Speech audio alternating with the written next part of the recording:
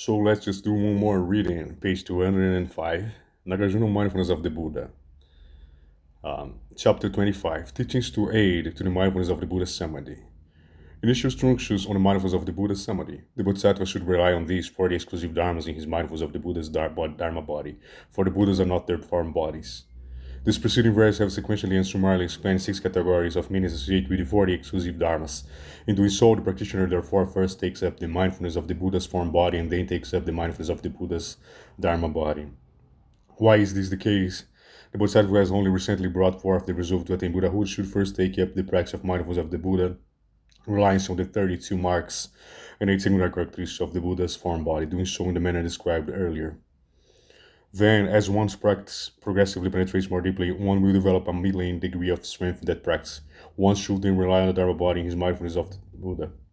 Then, as one's mind progressively penetrates yet more deeply, one will then achieve a supreme degree of power in development of this practice. At that point, one should then take up mindfulness of the Buddha in accordance with the true character of all dharmas and remain free of any sort of attachment in doing so.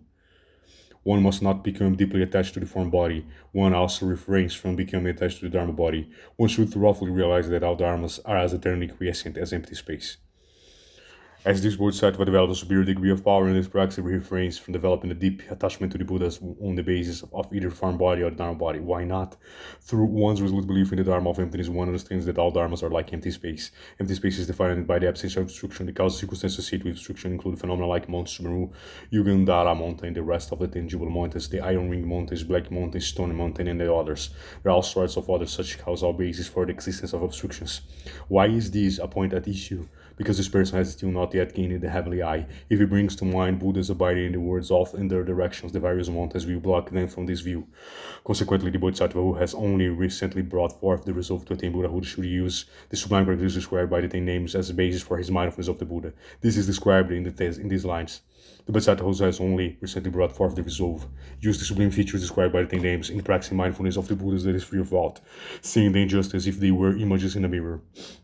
As for sublime features described in the 10 names, those names are Tathagata, worth of offerings, the right universally enlightened one, perfecting the clear knowledge and conduct, well-gone one, knower of the words, and surpassable trainer of those to be tamed, teacher of devils and humans, Buddhas, Bhagavat.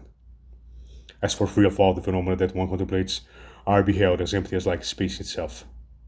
Thus, one's contemplation is free of any fault with regard to the Dharma. And how is this so? Is because all Dharmas from the very original unfolded to the present have been unproduced and quiescent. Just as this is true with respect to these Dharmas, so too is this also true all of the other Dharmas. And that's it, a small reading. Page 206.